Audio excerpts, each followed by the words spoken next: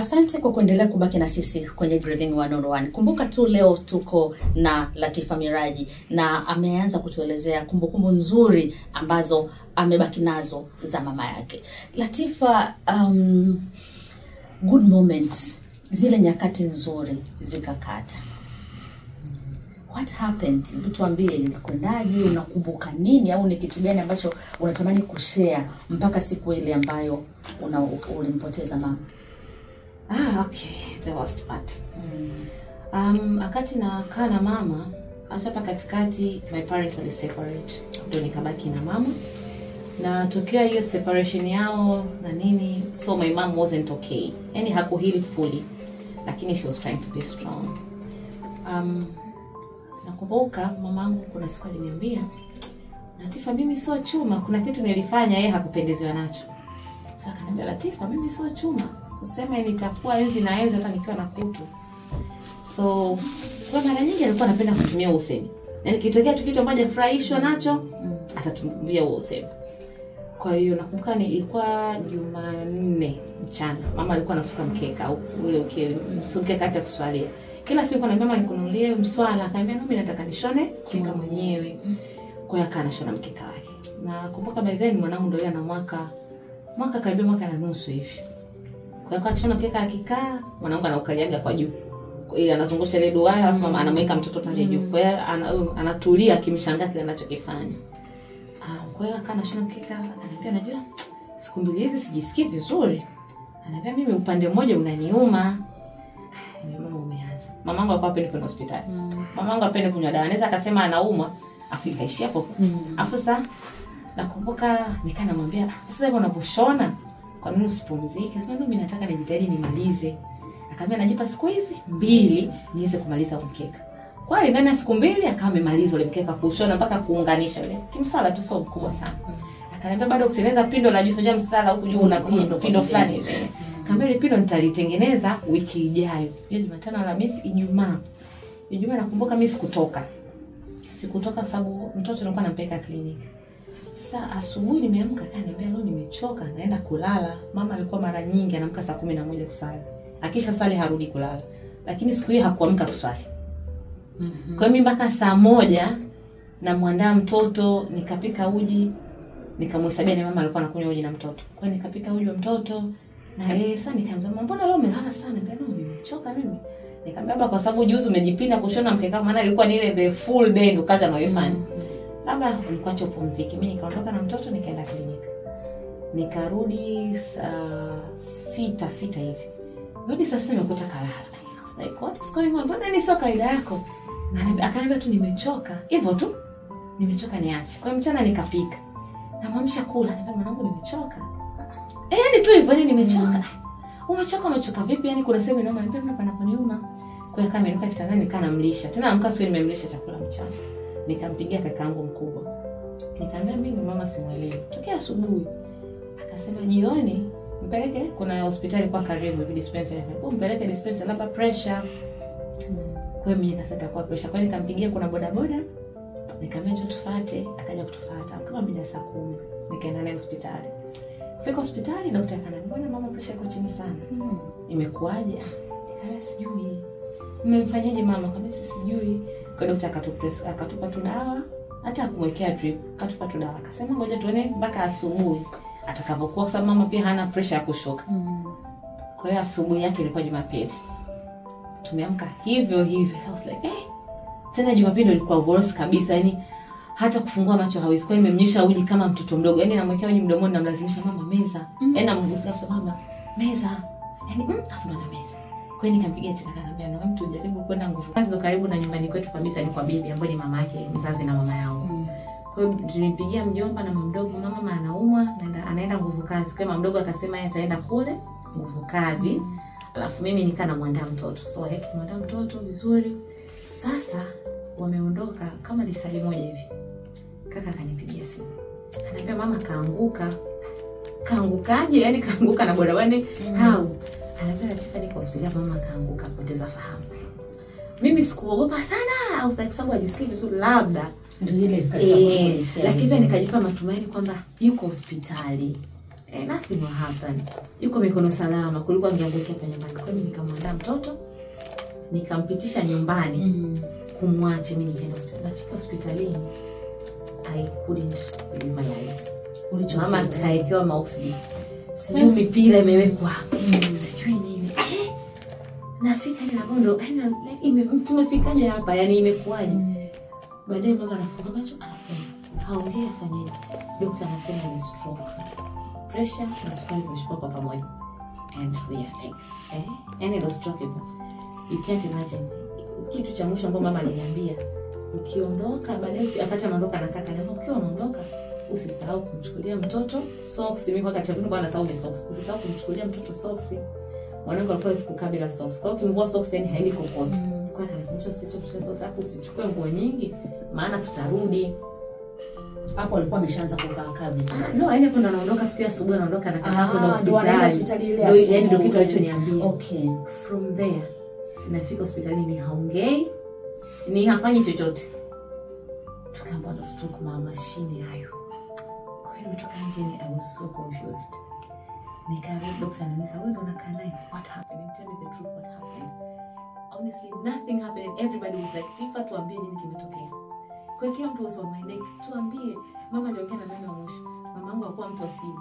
Most of the time mama alikuwa anaongea na mtoto wangu. Na mama alikuwa anaongea sinema zetu. Kaongea na nani? Sijui nikamwambia leti simu ya mama, nilikuwa najua password zote. Hakuna message, hakuna mtu alinipigia. Kwa hiyo that was the hardest thing kwa sababu I felt like people were blaming me. Like they thought I wasn't taking good care of her. So hicho ni kitu ambacho kinauma to date, honestly. Alafu no one believed that I had nothing to do about it. Kwa hiyo nikaonekana mpaka nafika hapa, wewe ulikuwa wapi? Nikamwambia mimi nimeenda hospitali. Yaani nikaonekana mzembe, nikaonekana mjinga that day. Kwa hiyo tukaamua tuondoke pale, nguvu kazi hawalazi. Akasema hawezi kumlaza, inabidi aende Amana. Akaja daktari mwingine akasema no, huyu mgonjwa wa stroke, ngoja tuone mpaka jioni atakuwa analia. Mpaka jioni akawa stabilize kidogo, lakini naongea kwa second tukarudisha na mgonjwa nyumbani. Tukaamua tunaenda hospitali kila jioni, chuma zoezi sio nini. Hapo yuko conscious. Hapo akaiko conscious. Kwa hiyo anatutizama tu aseme chochote. Ni hakuna kitu kigumu kama mtu wako karibu. Umezoea kuongea vitu vingi. Mnakaa nyumba moja mnatizamana kwamba she can say anything. That was hard. Na niliuguza ndani ya miezi miwili. Katika hiyo hali yani tualianza kwa mwezi wa pili. Akaja kafariki mwezi wa nne. Kuanzia mwezi wa pili niliacha kila kitu ni kazi. Yani I had to leave everything. Kwa sababu yani haikuwa inalipa kwamba mimi niende kazini mama na yeye. Kwa hiyo alikuwa hajui, haongei, hafanyaje. Kwa hiyo mimi nilichokuwa nafanya asubuhi nikiamka, hajiwezi hata kujisogeza. Kwa hiyo mtu akunyanyuliwa, mtu akuogeshwa, mtu kwa it was over sudden I wasn't prepared. Najua bora mtu angekuwa anaumwa nyuma, najua mama labda ana pressure na nini. But that was ni hapo kwa hapo. Asubuhi ameondoka anatembea, anarudi yuko hivyo. Kwa hiyo ikawa kipindi na muuguza mama sasa, that also was something ambacho sijui, I don't know, natafuta namna pia kutoka huko. Lakini nilijisi niko peke yangu. Unajua mazingira niko peke yangu. Unakaa na mtu, nampigisha story, nilikuwa namwekea movie kwenye simu, nampa angalia, namwekea kama hivi kwenye meza, namtegesha hivi angalia. Anaangalia afu anakuangalia usoni. Like she wanted to say something. So one day nikasema ngoja nijaribu. Mama amepata stroke upande wa kushoto. Mamangu alikuwa ni right handed, kwa hiyo anaweza kuandika. Nikampa karatasi. Nikamwambia mama, hebu andika kitu. Yani kwanza alinitazama muda mrefu. Na mama, unataka nini? Unataka maji? Kwa hiyo nikamwambia ukitaka kitu, kama unataka maji, if you want maji you blink. Niambie. Kama unataka maji anakutazama tu. Au saa nyingine anaweza asiblinki, kwa nini nikampa maji. Nikampa karatasi na kalamu. Nikamwambia mama, basi andika. Akachukua peni, akaandika, akaniandikia neno pole. Alafu nimechoka. So I was like, wale mfano mama, mbona sijakuelewa andika tena. Nikaa nikimpa peni anaiondosha chini. Niambia mama, hapana bwana, akambia, hebu andika tena. Kwa hiyo kanakataa. So now going fast forward, siku hiyo sasa alikuwa anakuja mtu wa mazoezi, anafanyisha mazoezi na nini, tukaendelea. Akawa kidogo ana recover. Ilikuwa ni mwezi wa Ramadhani. Akaanza kula vizuri. unajua unamwona mgonjwa kama anapata hata sura inaanza kurudi. Kwa hiyo I was super excited, nikajua ni hapa sasa tunatoboa. Nilikuwa naamka mchana, nimekaa nje, kukaa nje nasikia kama kitu kina koroma, yani kama kitu kina koroma ndani. Sasa huyu ni mama, lakini mama kilala hakoroma. Nafika ndani nakuta mama yani alivyo, yani na anashindwa kupata hewa, tuseme sijui, yani anapotoa hiyo sauti kama anakoroma, yuko macho. Mama watu hapa, nikaanza kuinua, nikaanza kuita watu, jamani kuna nini, mbona sielewi? Tukachukua gari hospitali, tukafika Nguvu Kazi tena. Kufika Nguvu Kazi hatukukaa moja kwa moja Amana.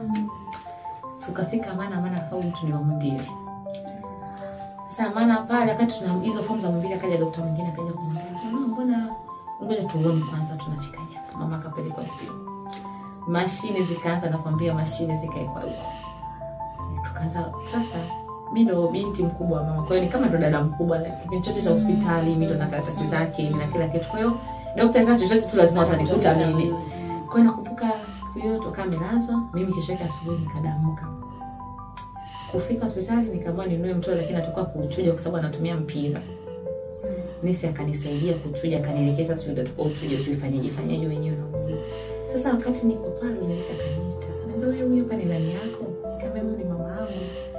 Akaniambia kwani hamna wakubwa? Just like nikamwambia mimi ndo mkubwa, mimi ndo binti yake mkubwa. Akasema ni hamna mtu mwingine mkubwa mpaka uje wewe. Kwa hiyo sasa hapa tena kuna kitu. Kwa nakumbuka mchana nesi akaniambia saizi si asubuhi. Ni mchana nikaingia tena, mchana nikakutana naye tena akasema jioni usije wewe, kapumzike nyumbani. Sasa kupumzika nyumbani, anaona mtoto kama na mtoto mdogo, na kapumzike nyumbani jioni usije, mimi niachie hela, nitamchukulia chakula sababu kwa ni vitu nitamlisha. Nikamwambia sana, nikampigia kakaangu, nikamwambia nesi kasema hivi na hivi, sio akasema ni sawa. Mimi mwenyewe niko njiani nakuja. Kwa hiyo saa 10 nitaingia mimi. Kwa hiyo hata kama atakuwa amenunua kitu mimi nitakuwepo. Kwa hiyo mimi nikatoka. Kutoka nakumbuka nilifika Gongo la Mboto.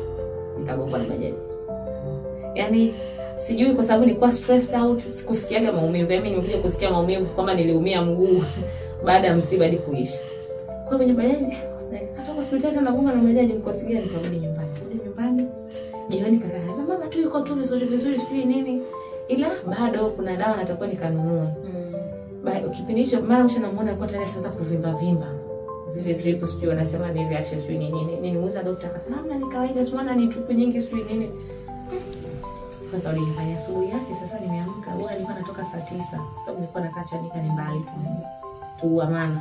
Kutoka saa 9 ile nimeamka, mtoto akaanalia. Mwanangu ana shida ya kifua, anauma kifua. Sio kama kifua kwa sababu akaanalia. Bibi akaniambia sienda mchana, asubuhi muangalie mtu anambia kile jana niliondoka ni mchana. Bora tunaende mapema. Unajua kuna ile nafsi tu haikupi kusema kwani katoka. Kwa hiyo yani safari ni nzito, uweze ameni nilikuwa mimi saa 11 niko Amana siku hiyo. Saa 12 kasoro sijatoka nyumbani. Kwa hiyo ile natoka, kuna wifi yangu jirani akaniambia ngoja nikusindikize. Tukatoka wote. Kutoka tulifika Vingunguti. Tulikaa na kwenye dadala, wifi yangu alikaa mbele, mimi nikakaa kwa nyuma. Afu niliondoka na mtoto kwa sababu Amana ni hospitali, huyu utampitisha kwa daktari kwa kosa bwana bibi. Kwa hiyo ghafla akapokea simu. Akapokea simu ananiambia, "Sana nataka sijui na mimi turudi nyumbani." Turudi nyumbani tena vipi? Tunaenda hospitali turudi nyumbani. Sijui bibi sio kufanya those lame excuses. Ghafla yule mama pembeni akageuka nyuma akamwambia, "Unajua dada, Amana ruhusu kwenda na watoto sasa." That is a hospital. Yaani ni hospitali, yaani kwenda ghafla akapiga tena simu nyingine. Hapo tumevuka Vingunguti tuko Scania, yani karibia na Tazara kitu. No, yeye alipokea simu tukiwa airport. Kwa hiyo mpaka tunafika Vingunguti ndio hizo excuses za ajabu.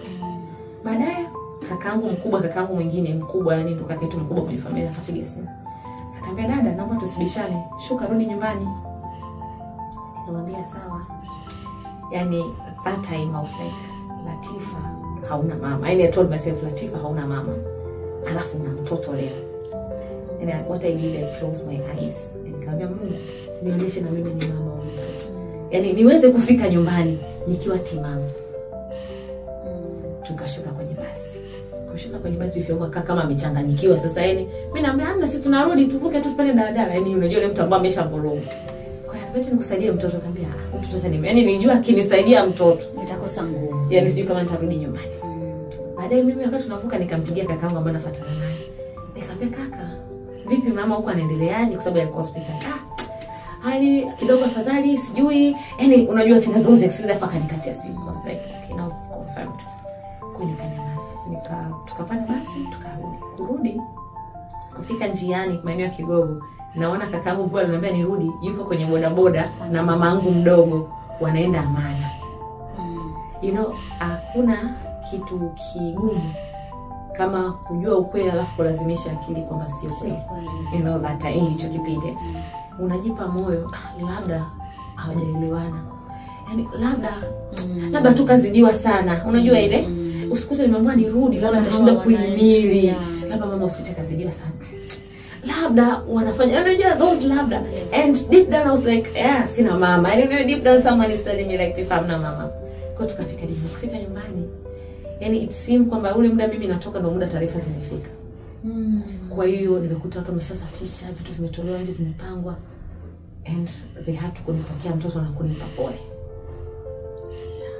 That was hard. That was so hard. Did you forgive yourself? There were a lot of blames. Kulikuwa kuna blames. You know the truth. Wewe ndo unajua the truth. Wewe ndo unajua how ulimtekea mama. Maneno alikuwa ni mengi, umejisamehe. Did you find a place kwamba niweke my heart at peace? Honestly, sijui. Trust me, sijui. But one thing ambacho najiambia, it's like I did my best. I can assure you kwamba you did your best. Kitendo cha kukaa na mama miezi miwili katika hiyo situation, lakini yule alikuwa ni mama mzuri na msaada mzuri kwako. You did your best.